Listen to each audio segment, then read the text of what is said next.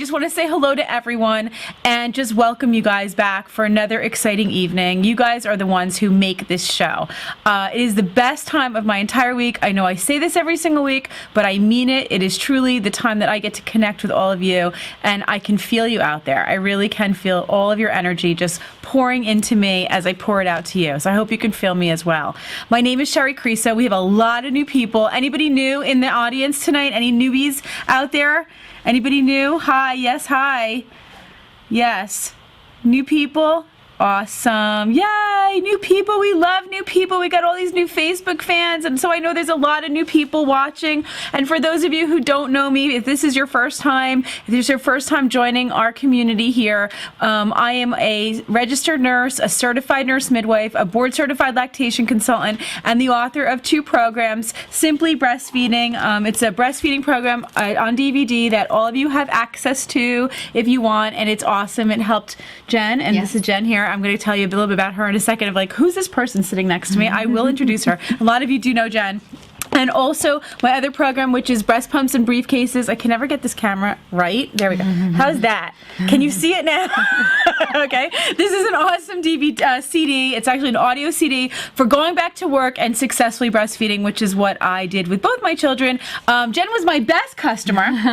Jen was also an employee here at the store. Jen was the person who purchased and took all of my classes, right, when she had her first baby. And in the last couple of years has become not only a co-teacher of mine in helping me to learn as much as I can about cloth diapering, and I'm forever grateful for her. And there are hundreds of moms out there who are grateful for Jen's awesome research and advice that have gotten them on the cloth diapering path as well. But she's also a very, very dear friend of mine. So I'm extremely excited to have Jen here with me tonight, and you are going to see why I love having Jen teach with me, because she's just a wealth of knowledge, and tonight is about having the expert as mom, okay? Because really what this is all about, and this is the topic for tonight's show, is that the true baby expert, okay, with all the experts that I will bring you, the true baby expert is actually you.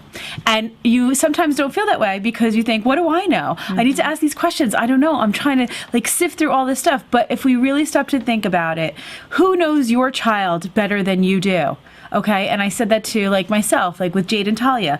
Who's the expert of Jade and Talia more than Joe and I? Nobody. It can't be our pediatrician. It can't be any author of a book. It can't be me, you know, if I was the one out there in the audience. It is you. And so it's about like really learning to be the expert when it comes to your own child. And Jen has been able to really do that in her life. And that's why I've asked her here to represent expert mom, because that's exactly what I consider her, my expert mom. I'm going to give Jen a minute to just introduce herself and tell you a little bit about her life and what she's doing, and then we'll get into some of the topics. Okay. Well, my name's Jen.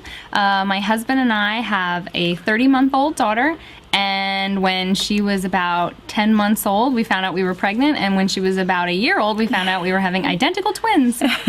Yay!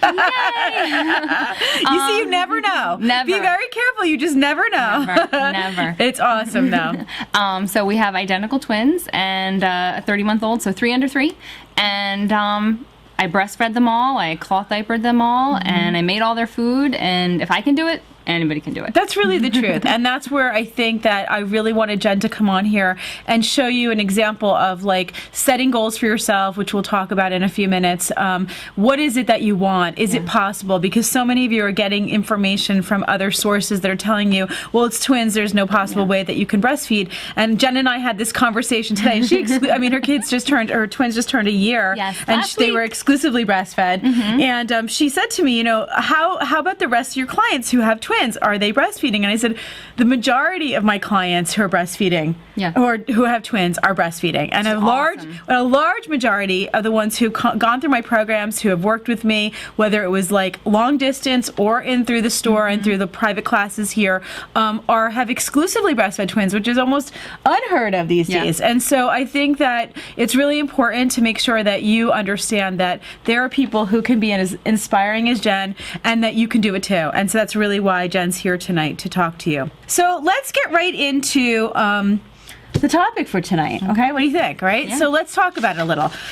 First of all, when we started to work it out, we started talking about okay, so what is it that exactly we'd want to say if we had all these moms and dads out there and we wanted to give them advice about being their own expert of really setting themselves up right from the beginning so that they can not only have their children do the right thing by them, but enjoy the process as it's happening too, because that's such a big part of it. How do we narrow this down and make this a little bit easier for you? And so Jen and I put our heads together, okay, and we came up with 5 tips for you, okay? 5 tips to be your own baby expert, okay? Because that's really what you are, your own baby expert, okay?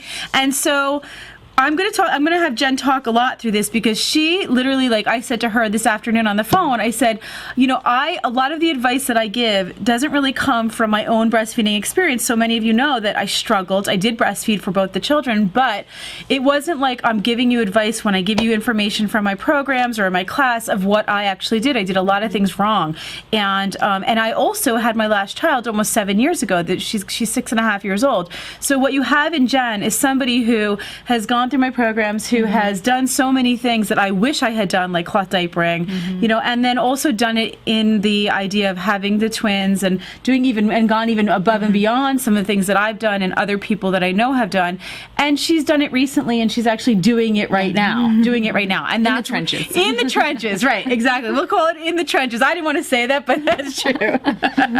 Okay, so let's talk about the first tip. Okay, and the first tip that we both thought was very, very important was setting routines. Okay, setting routines. And I want to clarify routine for you. Okay, obviously with a newborn, you can have routines, but you can't necessarily have a schedule. Exactly. Okay, there's a difference between routines and scheduling.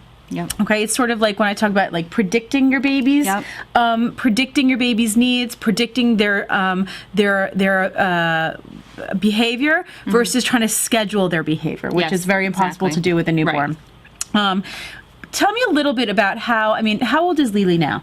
My oldest is 30 months. Okay, so she's 30 months, and the twins just turned a year. Yep. And so how old was she when they were born? 18 months. 18 months. You had an 18-month-old and then 2 newborns. Yep.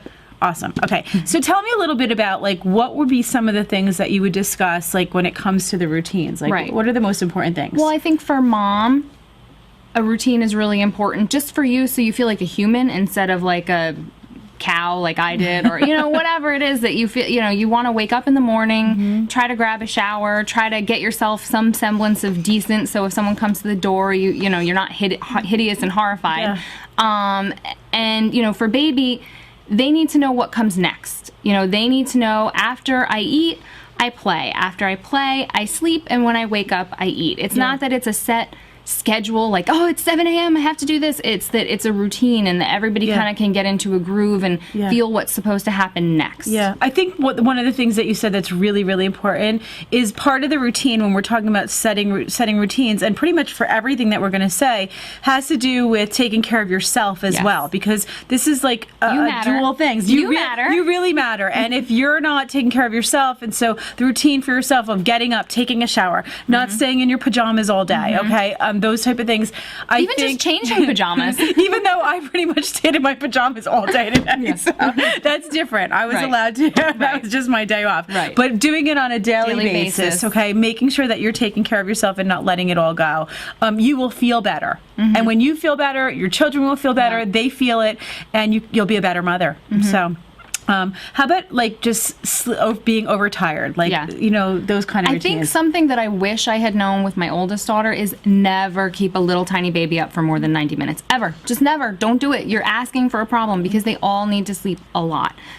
So when you get that baby to the overtired point, you have to work to get them back down to 0, and then work harder to get them back down to sleep. Yes. So you don't want to get them overtired, over hungry, over anything. You just want them to kind of stay at that nice even keel, so it's easier for you to get them into sleep. It's easier said than done, but it's something to keep an eye towards. It's actually it's a matter of watching their cues, because before they get to that point of throwing a tantrum on the floor, or if they're an infant screaming and getting totally cranky, where they're in this state state that you can't calm them, they will show signs to you. We've talked about this on previous episodes, where they are tired, where they start to not smile as much, that not smiling, that glazed look, that inability to focus is actually a sign of being tired. And it's at that point that you want to start to put the baby down.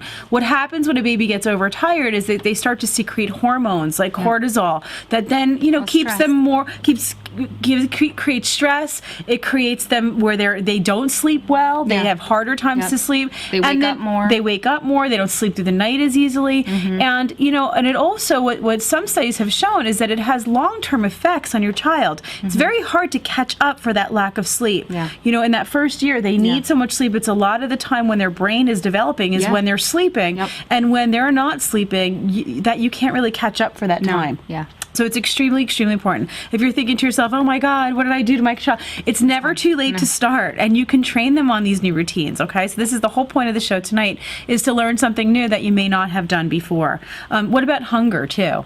Right? Yeah, you don't want them to get over hungry, because if they're over hungry and frantic when you go to nurse them, they're going to take in more air, which means more fuss later, more time burping, and a less efficient nurse. And especially with multiples or with an older child in the house, you need your nursing sessions to be productive. Yes, absolutely. Just get to business, get to eating. Absolutely. So, you can move on to something else. Yes, you don't want to hold off the feedings either. If your baby appears hungry, I have so many moms who think well, I wait till my breasts feel nice and full to feed, and then that's at the point where I feed the baby, and I hold off until that point. That's a really counterproductive way of looking at breastfeeding. If we understand the mechanics of breastfeeding, where it's supply and demand, you actually want your breasts to be emptied frequently so that they never feel really full. Okay, then you will produce more milk. It's actually the opposite of what you think. So waiting all that time, waiting longer, using pacifiers to hold off feedings is not the way to go. Using pacifiers if you want for sucking purposes, that's a totally different thing. It's after a feeding when they just need soothing and you want to use a pacifier, totally fine. But to hold off a feeding, you don't want to do that. No. You don't want to do that. Okay, great. Tip number 2. You ready? Okay. Set some goals. Okay? Set some goals for you and your baby. And anyone who knows, who's watched my program, knows that chapter 1 is what are your breastfeeding goals, okay? Because it is so important to set those goals for yourself, what would you like to say about those? I think that goals help kind of keep you grounded, and you don't have to be complicated goals. They can just be, I want to breastfeed to a year. They can be very complicated goals. It's really up to you, but they help keep you focused. And especially if you're staying home, or even if you're going back to work and you're feeling a little disconnected from your baby because you're going back to work maybe sooner than you'd like to, it can help you stay strong and kind of just focused on being a mom where you want to be. And I think that that's really important. For me, my goal was with the twins, get up and dressed every morning. No matter, everybody gets up and dressed every morning. It didn't always happen. And to breastfeed my twins and my oldest daughter to a minimum of 1 year. And I met all those goals. With the rare day when we didn't get dressed, I did meet those goals. So, I'm proud of myself for that. It's really important, to set your goals to the point to where you want to be. Okay, it's not like, oh, I could never do that, so I'll keep my goals low. And then, the worst thing that could happen is that you don't reach the top goal that you chose for yourself. But when I talk to people, even when I do my one-on-one consultations, the very first thing I ask them is, what would you want in the perfect scenario? If you could have it exactly, if you could plan it exactly the way you'd want it to be, how would that look for you? Because that's where you want to start from. And then from there, you start to work towards it. And like I say in the class, how could you know what you want? How could you get what you want if you don't know what you want? Okay? And it's like that for everything in life. You need to set those goals and set them high enough to reach the maximum of what your potential is. And for Jen's case, I mean, look, she breastfed exclusively with 2 babies, and a lot of you are sitting out there going, oh my God, I don't know if I could ever do that. You can. And you can do more than that. Living proof. Why don't you tell them about that? Listen to this, okay? For anybody who thinks you cannot make enough milk, I'm not a big person either. I don't know if anybody can see that. I'm actually sitting on a leg so that way I can be Shari's height.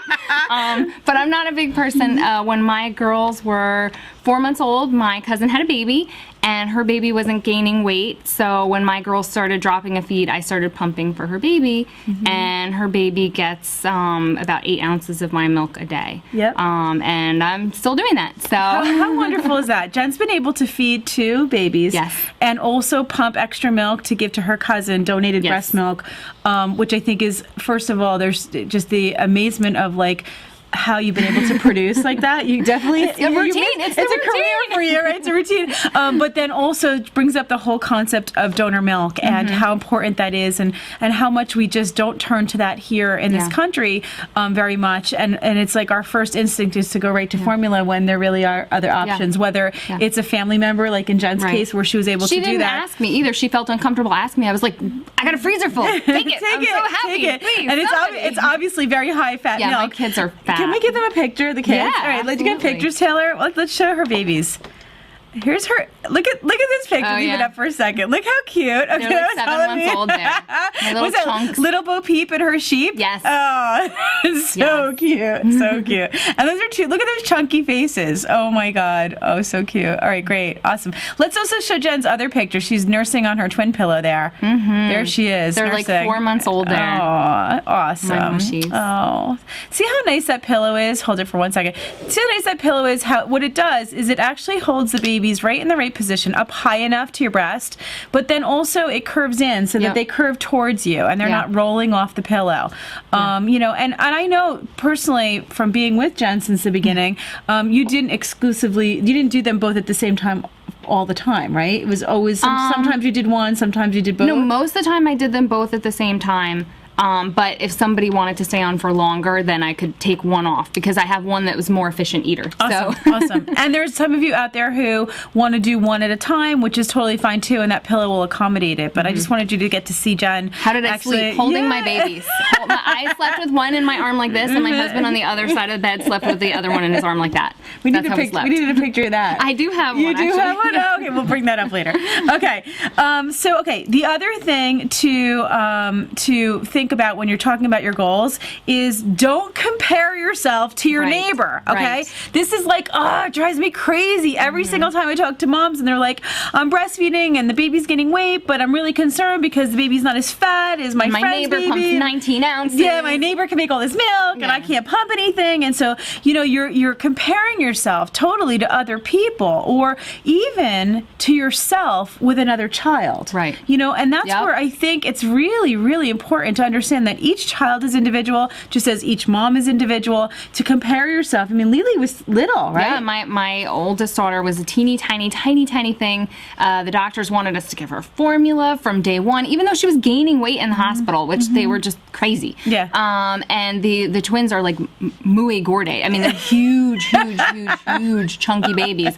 And it's the same boobs. I don't know why one's bigger than the other. It's just their genes. It's their genes. It's who they are. And so stay open to that because you can't help it to, like, for some people it's about comparing themselves to their friends. Right. And then what really happens is when you have another child, you cannot help but compare your children First to to each other. second. Yeah. And I had 2 little girls and they were both totally different and in their habits, in their genetics, they still are. Even my identical twins are different. Yeah, she's identical twins or they're not exactly the same. That's a perfect example. Yeah, a perfect example. Okay. Establish what is right for you. Okay. Yes. Establishing what is right for you. Right. This is so important. Prioritizing, right? Exactly. What your number one goals are. You know, some people, everybody has different goals and each person's goals are what they are. But for me, I, could be kind of a neat freak, but I decided that spending time with my older daughter and nursing my twins was more important to me than the papers piling up on the kitchen counter. Even though it kind of made me twitch a little sometimes, I wrote down my priorities so that I could look at that and be like, no, that's not the priority. Yes. Because sometimes you get so bogged down in the minutia, you overlook the big picture. Absolutely, absolutely. It's very, very important, and it's such a good point because you can get so you try to do everything, and then you don't do anything well. Exactly. Exactly. And so really figure out what's the most important thing to you. And we have this all the time, even with like moms who are breastfeeding and cloth diapering. Just those 2 things. And we'll say to them, if breastfeeding's not going well in the beginning, put your cloth diapers aside. Like, first focus on the breastfeeding, prioritize and what's important, what needs to be handled today, what can't wait, and then we'll move on to the next step, right? Same thing like there. Okay. Be open to change. Yes. Right? Be open Yes. to change, and don't be hard on yourself. You guys beat yourself up. I know I Yes. do it to myself too. I know. You know, It's we're terrible. not perfect moms. Forgive yourself. You forgive everybody in your life all day, every day for their little misgivings. You Yeah. should extend the same grace to yourself. Absolutely, absolutely. You know, you gotta understand that, you know, you can't be perfect all the time, and and motherhood is not about perfection. No, it's not. about learning.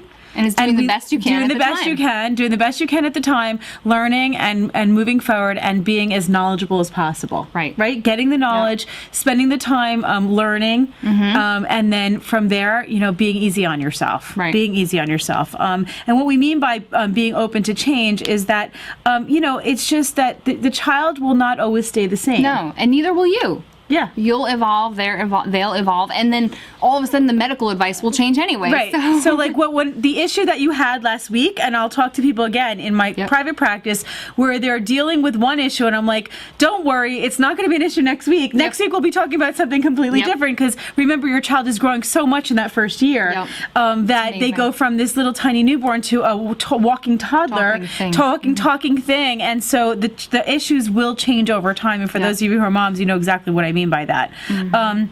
Okay. The other thing too is with your own goals, own your life and your life situation. And this was kind of like when we started talking about it, we're like, what does that mean? Like, own your situation, own your life.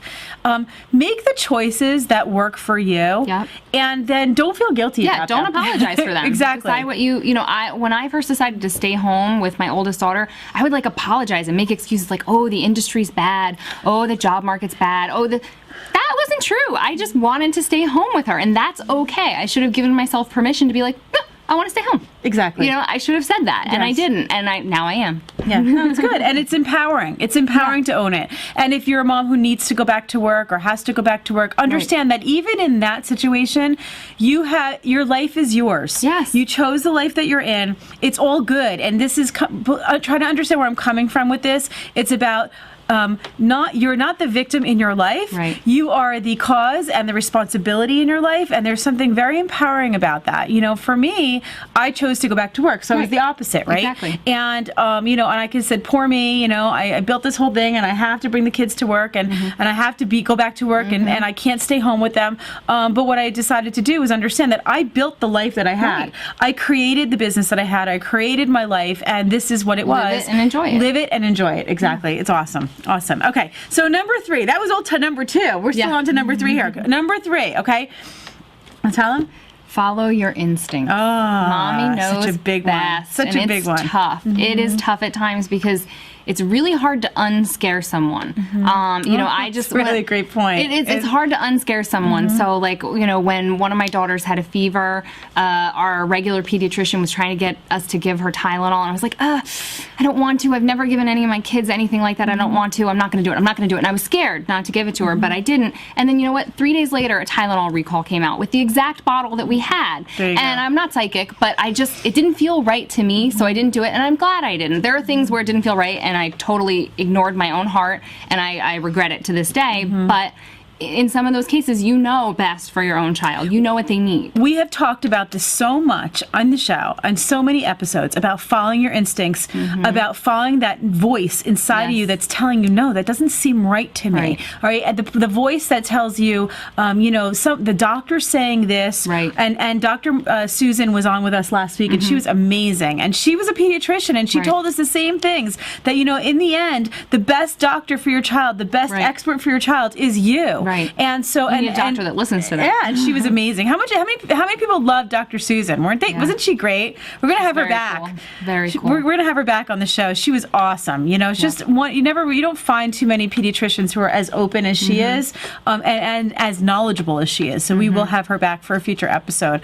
But following those instincts is important. And if you're like, I don't know what you mean. I don't have any instincts. Right. I don't have any little voice in my head telling me learn what how to to do. hear it. You've turned it down for so long. You've turned it down. down or you're not listening. And if you really listen, the answer will come to you. You know, the answer will come to you. Think about the animals. They don't have like advice. They don't read books. They don't go to experts, but yet they know how to parent their child, right? Because it's in them. It's somewhere in them, and they follow and they go by their instincts. And as human beings, we've learned to like turn that off. Right. Yeah. And we listen to other things instead of ourselves. And I find that parents who feel the most conflicted or have the most anxiety are the ones who are not following their instincts and following somebody else's advice. Exactly. Right. That's where you feel that anxiety. Yep. It's not from making bad choices or making mistakes, because we all make mistakes. Yep. The anxiety comes from not following your heart. Not following your heart. So yes, okay? Because, you know, here's the deal.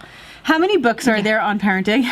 Jen's read them all. I've read so many of them. Just stacks and stacks and stacks. Yeah. And they all have a different opinion. Yeah. They all do. So how can they be right? They can't. They absolutely cannot. The only thing that's right is what you decide and works for you. Right. I mean, and there's a lot of people out there who would say, like, your program is so different than, like, everything that's written about breastfeeding. It can't possibly be right. Well, look at somebody who's been breastfeeding exclusively with her twins, and a lot of you out there who are watching who are breastfeeding. Of course it's right. It's right for you. Right. That doesn't mean that my program works for every single person, you know, and there are other ideas, and you're going to sift through it, and you will read and you will watch different things, and then you'll figure out what is it that works best for me. Right. For some people, they want to put their babies down. Right. They want to breastfeed and whatever, and then they want to be able to put the baby down once in a while and take care of themselves. For other people, they love to baby wear. They love to wear their baby 24 hours a day. Is there anything wrong with either of those choices? Absolutely not. No, there is nothing wrong. The only thing that would be wrong is forcing. Doing something that you don't want to do. Right, because that will make you unhappy. Period. That's a recipe for unhappiness. Absolutely, absolutely. Just like anything. Yeah. You do something you don't want to do. Yeah, right? Exactly. Okay. And also, again, things are constantly changing. Yep. So you may have like one idea in the beginning of what you want to do. Yep, exactly. And then and then all of a sudden some time goes by and your instincts kick in. Right. Your thoughts kick in and you go, you know, this doesn't really seem to be working. Right. We wanted to co-sleep with my oldest daughter and she wouldn't do it. The little kid did not want to sleep in our room. We would put her down like any other place, the floor, the couch, a chair, her car seat, anywhere that wasn't within 10 feet of me, and she would sleep for hours. As soon as she put her next to me, every 15 minutes she woke up. I could like flutter my eyelashes and she would wake up. She hated it. To this day, she hates coming into our bed. So you have all these like best laid out plans of like how I'm going to parent, and then things change. Yep. And I can tell you, like, I know a lot of parents who've co-slept with their with their first child, and with the second said, I'm not doing that again. You know, like I'm going to do it up until about 6-7 months, and then they're going into their own bed. It just didn't work for them. And then trying to force themselves into like this paradigm that didn't work for them because someone said it was the right way to do. Yep. No, doesn't work. Okay. Okay. Let's see. Consider your own needs. Yes. Right? Consider your own needs. Like we said, you matter. Yeah. And ask for support. I mean, a lot of us... Before you need it. Before you need it. You know? Yeah. I mean, like... Don't get to that crisis point. Set things up. Yeah. Set things up. Have people who are there to support you, whether it's your partner, whether it's your family, whether it's a babysitter, a nanny, you know, anything like that. But have a little bit of time for yourself and take care of yourself.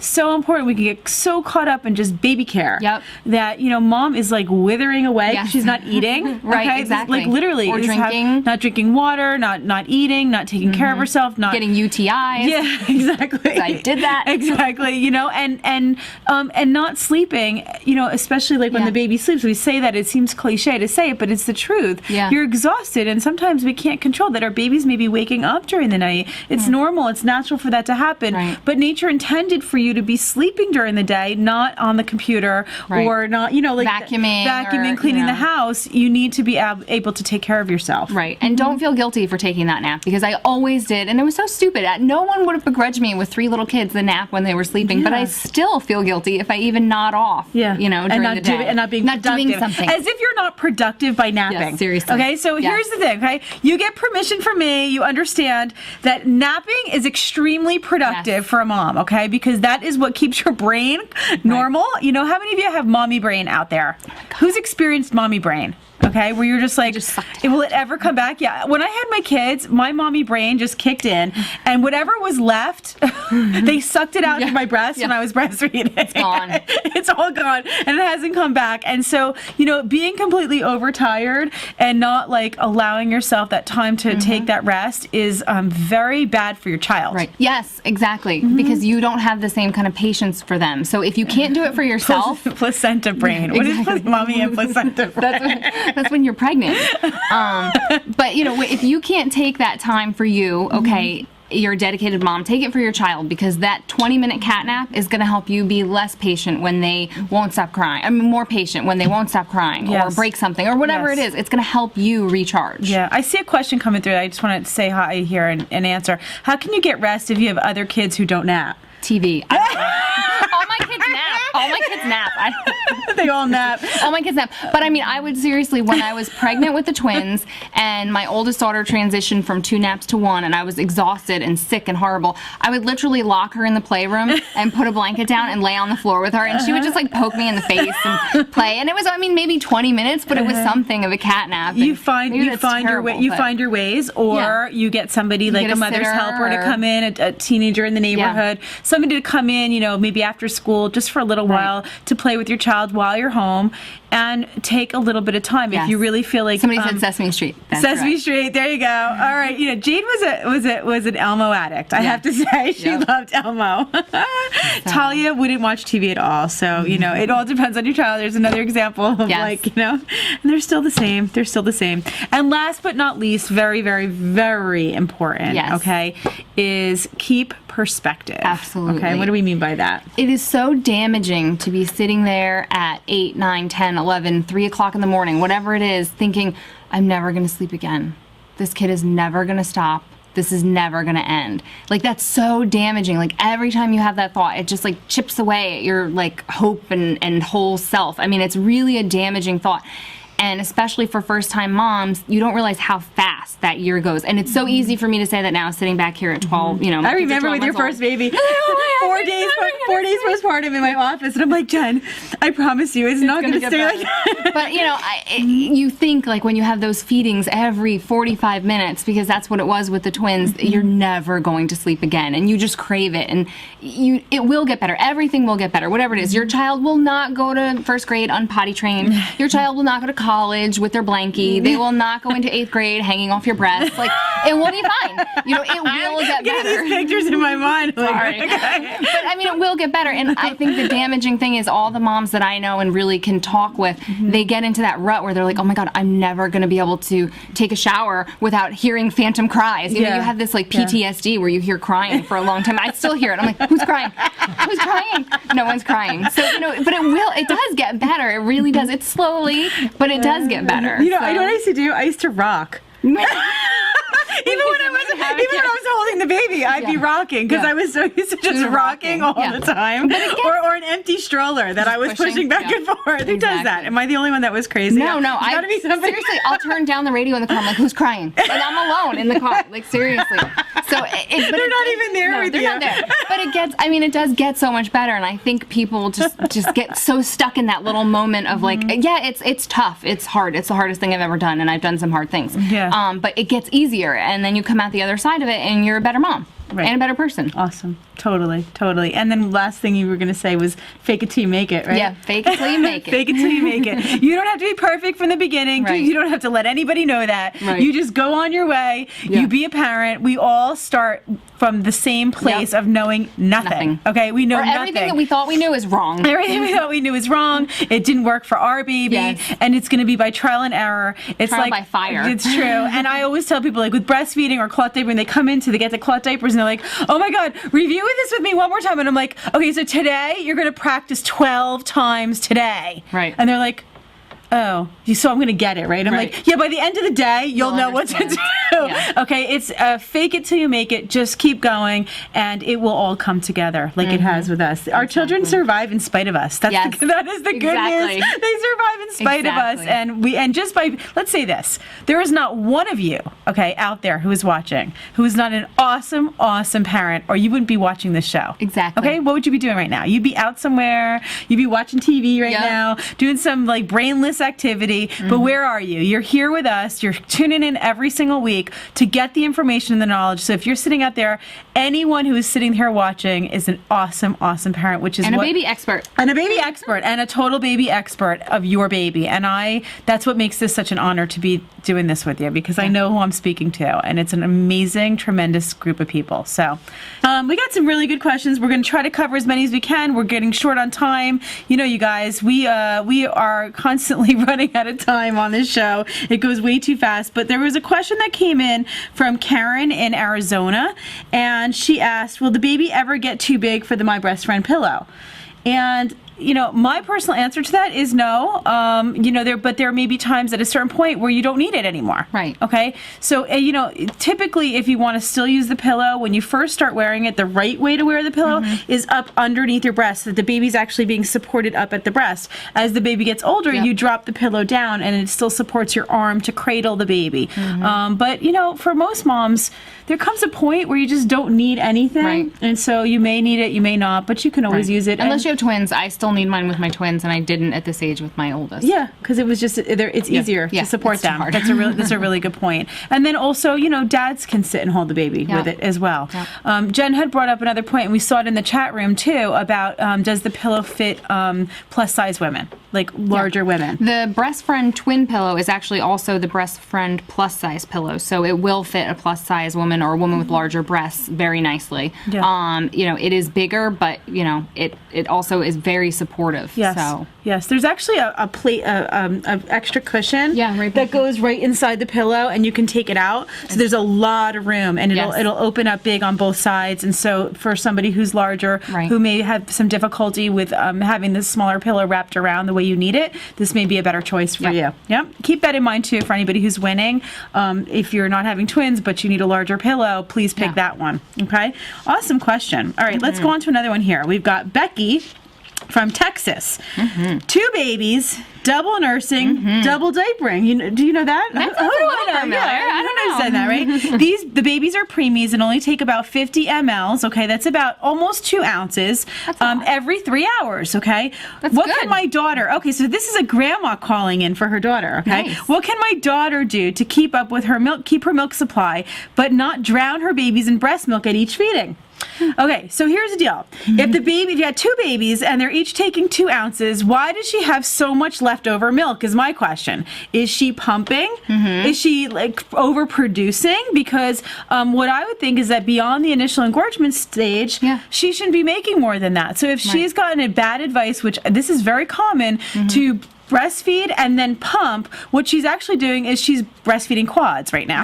Yeah, I never did that. I never did that, and I had a perfectly adequate supply. When I started pumping for my cousin, it was when my babies dropped a feed and started sleeping. Yep. So, Makes sense. She doesn't have to do that. And I would think as her babies get bigger and take more, her supply will automatically... just like anybody else. So like this whole idea that she's oversupplying, that she's making too much, she may be doing something else like pumping that is creating this situation versus it just being normal for her. And if she nurses on demand, she doesn't have to worry about her supply dropping either. Your body will make exactly what you ask it for, and 2 ounces from each side for twins is a perfect supply. Excellent, and usually what we see. She's doing great. She's doing excellent. We love that. Yes. We can be like, she's doing fantastic. Okay, we've got another question. This one came out of New Jersey. Okay, from Svetlana in New Jersey. I am due with my second child in 6 weeks. How would I be able to balance my 2-year-old and still have enough time to rest and time for my newborn? That's a good question for Jen. Well, I would say my daughter was 18 months when my twins were born. You have to plan a little bit in advance. I cooked a lot of meals and put them in the freezer in advance, and then you include the 2-year-old in as much as you can. You give them special jobs, whatever it is. And the baby, thankfully, sleeps very often. So whether you're wearing them or they're sleeping in their bassinet or what have you, you can have special bonding time with the 2-year-old at that point, too. Absolutely. And one of the things that I remember doing, and my daughter was 2 years and 4 months when my second daughter was born, and this is where I love this pillow so much. With this breastfeeding pillow, I was able to put put the newborn on the pillow, prop blankets around her, and actually be able to read to my 2-year-old. And it became story time. And Jade, my older daughter, I remember at a certain point would start to go, feed the baby, feed the baby, because she knew that was her time. And it helped me bond with my newborn. It helped me bond with my older child. And it helped them bond to each other because the whole time that I was nursing, she was stroking her head and she was helping me feed the baby. And it was just a really awesome time in my life that I still remember. And I have to thank my best friend for that, that awesome experience as well. Okay. Let's see. My 4.5-month-old son is a super duper pooper. Okay, that's like verbatim. Okay, and this is coming from Jordan in Nebraska. Okay, Nebraska. So he's a super duper pooper. He recently started going once a day instead of his regular 4 times a day. Could this be contributed to an increase in my soy intake? I stopped eating dairy in every way, shape, and form because it bothered his belly. Tomatoes are also not a no to go to. What do you think? Okay, so babies will typically poop less as they get older, and even around 4 months. Around 4 months. So this whole idea of like they were pooping, he was pooping all the time. It's exactly goes back to what we talked about before about routines and then being open to change, because as they get older, you will continuously see changes in your even child. Their bowel habits. Even their bowel habits. In a breastfed baby, if the baby's exclusively breastfeeding, they can go up to an entire week, and it can still be normal. My daughter did that, and it freaked me out so bad. And it could be very normal. Constipation in a breastfed baby is not the frequency of the stool, but the consistency when it actually comes. If they haven't gone in several days, just be careful, beware. They're loaded. Okay, they're loaded, and when it does come, it is going to be like an explosion volcano. Okay, so totally normal. There was another part to this question that I wanted to address, which is the soy intake. Okay. I'm not a big soy fan, as a lot of you know. Not only for like not just you, a lot of people are on that bandwagon now. Absolutely, soy is not good. Most of it's genetically modified. It is not healthy. It's a fake hormone, so it's going to create your body to make more estrogen. Which can then decrease your milk supply, and it also has effects on your thyroid, which a lot of postpartum women are very susceptible to anyway. Is hypothyroidism after pregnancy. So soy is just not a really good idea, and most babies don't really respond well to it anyway. And 30% of babies who have a milk protein allergy have a soy allergy also. So you really have to be careful with that. You could be sensitizing them to soy by adding so much back into the diet. Totally. Okay. I'm also seeing something come through here that somebody found out that their son was most likely lactose intolerant, and that could be the case. But I just want to say this. It is very, very rare to have an infant that is lactose intolerant, okay? Breast milk has 10 times the amount of lactose in it than cow's milk.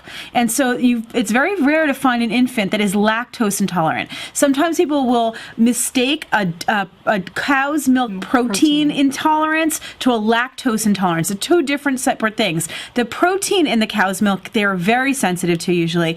The sugar, which is the lactose in the milk, they're almost never sensitive to. So please don't mix those two up and then think that your child is lactose intolerant, or if your baby's showing a dairy sensitivity, think that you can go out and drink Lactaid and it's going to be fine. It's not going to be fine because it's not the lactose, it still has the protein. As adults get older, you can become lactose intolerant. I became lactose intolerant for my pregnancies, and both of my children had dairy sensitivities, and so I wasn't able to eat any dairy while I was nursing either one of them, and from not eating the milk for so long, I think my body lost the enzyme to be able to digest it, and I'm completely lactose intolerant.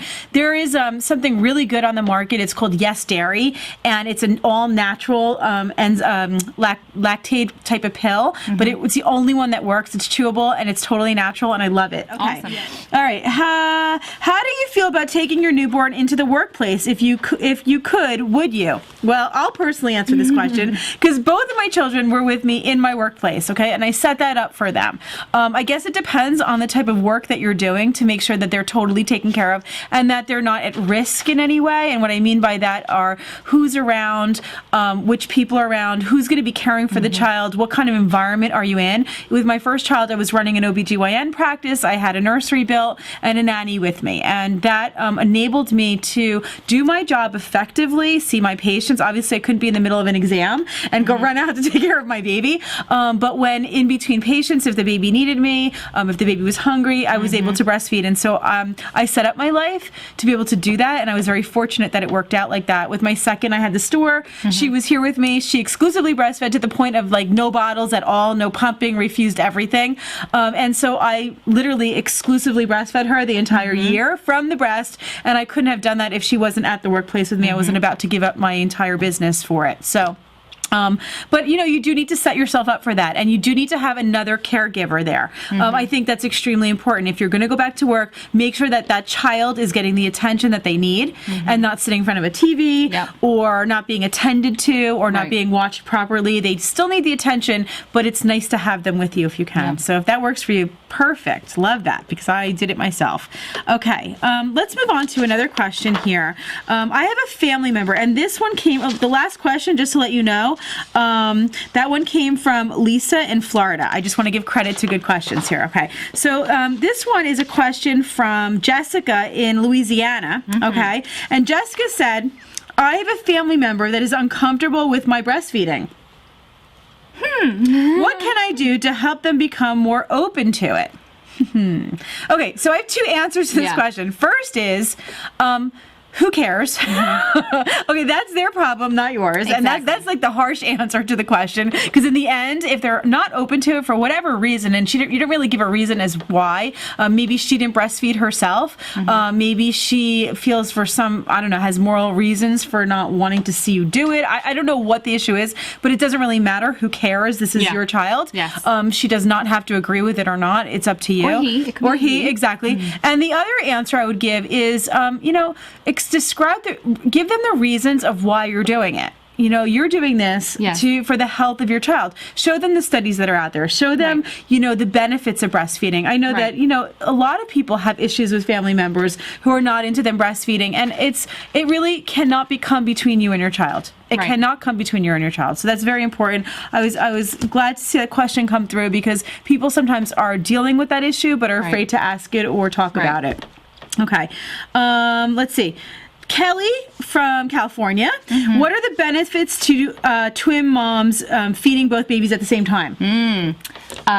Time, for sure. Because it's going to take half the time to feed them at once than it would be to feed them twice. And also, your supply is going to be better because you're stimulating a double letdown versus a single. And like me, I would let down on both breasts and lose valuable milk that the baby wasn't going to drink. So why not have them both there at the same time? And there is actually, your body will actually make more milk if you nurse both babies at the same time. And there's a mechanism in your brain, and I tell people that told me I have twins. that tells you have twins. So it makes sense that you would actually, by expressing milk from both sides at the same time, it's one of the techniques that we use when we're helping moms build up a better milk supply, is actually pumping both breasts at the same time will actually help the body to understand that we need more. And so that's another benefit of nursing them both at the same time. Okay. Let's see. Heather from New Jersey. Okay. I'm expecting twins in April. It's her first babies, okay? And she does not have family around to help her. She'll be going back to work in September full-time. Wow. And she's having a tough time finding a nanny to come to the house help. So I thought this would be a good question for Jen. I would say get an au pair. Yes, we both did that. I have one now. I've had this my third au pair, and it's a very affordable, very reliable in-house childcare. Yes, and especially when you break it down with twins, you're not paying per child. The same price. You're not paying per child. It doesn't matter how many children you have. You just have to get over somebody living with you, but you get over that pretty quickly when somebody's there to help you at 3 a.m. with something. So good night to everyone. Have an awesome week. Love your babies. Love yourself. And I'll see you on Tuesday. Mwah!